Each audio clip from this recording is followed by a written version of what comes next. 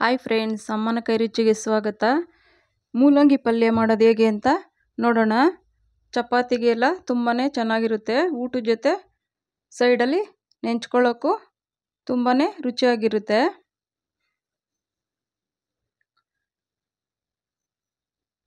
ನೋಡಿ, ಮೂಲಂಗಿನ ಸಣ್ಣದಾಗಿ ಕಟ್ ಮಾಡಿ ಇಟ್ಕೊಂಡಿದ್ದೀನಿ. ತೊಳೆದು ಸಣ್ಣದಾಗಿದ್ದರೆ ಬೇಗ ಆಗುತ್ತೆ. ಸಾಂಬಾರಿಗಾಗಷ್ಟೇನು ಸೈಜ್ ಬೇಡ, ಸಣ್ಣ ಸಣ್ಣದಲ್ಲಿದ್ದರೆ ಬೇಗನೆ ಬೇಯುತ್ತೆ. ನೋಡಿ, ಈಗ ಹೇಗೆ ಮಾಡೋದು ಅಂತ ನೋಡೋಣ. ನೋಡಿ, ಸ್ಟವ್ ಮೇಲೆ ಒಂದು ಪ್ಯಾನ್ ಇಟ್ಕೊಂಡು ಸ್ವಲ್ಪ ಎಣ್ಣೆ ಹಾಕ್ಕೊಳ್ಬೇಕು. ಈಗ ಅದಕ್ಕೆ ಸ್ವಲ್ಪ ಸಾಸಿವೆ, ಈಗ 1 ಸ್ಪೂನಷ್ಟು ಕಡಲೆಬೇಳೆ ಹಾಕೋದ್ರಿಂದ ನಾವು ತಿನ್ನಬೇಕಾದ್ರೆ ಬಾಯಿಗೆ ಸಿಕ್ಕಿದಾಗ ತುಂಬ ರುಚಿ ಇರುತ್ತೆ. ಮೂಲಂಗಿ ತಿನ್ನೋದ್ರಿಂದ ಹೆಲ್ತ್ಗೂ ತುಂಬ ಒಳ್ಳೆಯದು, ಪೈಲ್ಸ್ ಇರೋರಿಗೆಲ್ಲ. ನೋಡಿ, ಈರುಳ್ಳಿ ಒಂದು ಚಿಕ್ಕ ಸೈಜೇ ತೊಗೊಂಡಿದ್ದೀನಿ.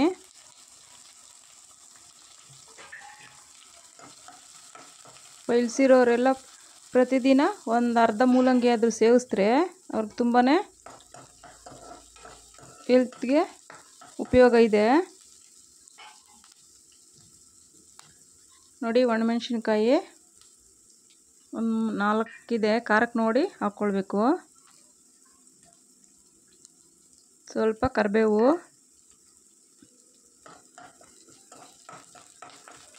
ಚೆನ್ನಾಗಿ ಈ ಥರ ಬಾಡಿಸ್ಕೊಳ್ಬೇಕು.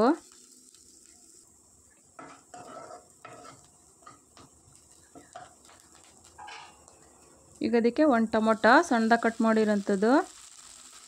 ಟೊಮೊಟೊ ಜಾಸ್ತಿ ಹಾಕೋದು ಬೇಡ, ತುಂಬ ಹುಳಿ ಆಗಿಬಿಡುತ್ತೆ.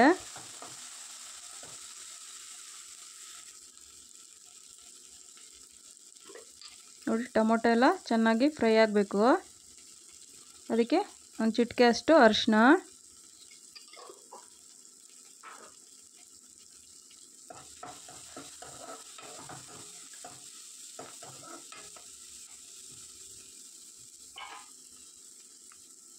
ಈಗ ಇದಕ್ಕೆ ಸಣ್ಣದಾಗಿ ಕಟ್ ಮಾಡಿರೋಂಥ ಮೂಲಂಗಿ ಸೇರಿಸ್ಕೊಳ್ಬೇಕು.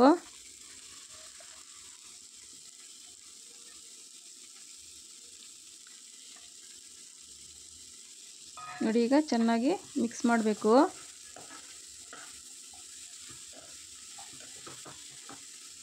ಚೆನ್ನಾಗಿ ಮಿಕ್ಸ್ ಮಾಡಿ ಸಿಮ್ಮಲ್ಲಿ ಇಟ್ಬಿಟ್ಟು ಒಂದು 5 ನಿಮಿಷ ಬಿಟ್ಟರೆ ಆವಿ ಇರುತ್ತಲ್ಲ, ಅದಕ್ಕೆ ಚೆನ್ನಾಗಿ ಮೆತ್ತಗಾಗುತ್ತೆ. ನೋಡಿ, ಸ್ವಲ್ಪ ಉಪ್ಪು ರುಚಿಗೆ ತಕ್ಕಷ್ಟು ನೋಡ್ಕೊಂಡು ಹಾಕ್ಕೊಳ್ಬೇಕು.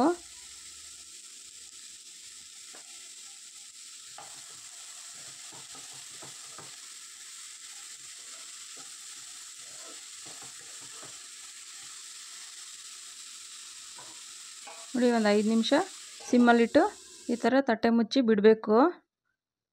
ನೋಡಿ, ಮೆತ್ತಗಾಗಿದೆ.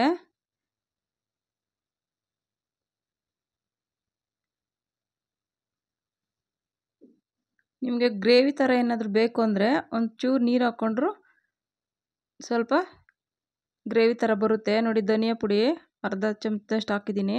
ಅಂದರೆ ಅದು ಮೂಲಂಗಿ ಫ್ಲೇವರು ಅಷ್ಟೊಂದು ಬರಲ್ಲ, ಬೇರೆ ಫ್ಲೇವರ್ ಬರುತ್ತೆ, ಚೆನ್ನಾಗಿರುತ್ತೆ ಧನಿಯಾ ಪುಡಿ ಹಾಕೋದ್ರಿಂದ.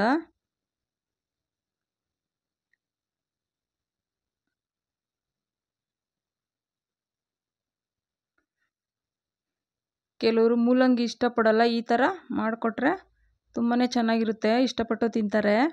ನೋಡಿ, ಕೊನೆಯಲ್ಲಿ ಕೊತ್ತಂಬರಿ ಸೊಪ್ಪು,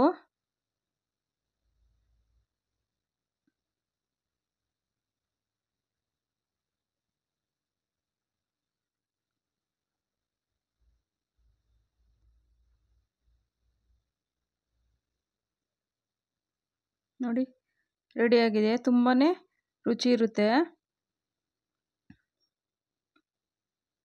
ನೀರು ಹಾಕೋ ಅವಶ್ಯಕತೆ ಏನಿಲ್ಲ, ಸ್ವಲ್ಪ ಎಣ್ಣೆನೇ ಜಾಸ್ತಿ ಹಾಕಿದ್ರೆ ಅದರಲ್ಲೇ ಚೆನ್ನಾಗಿ ಬೇಯುತ್ತೆ.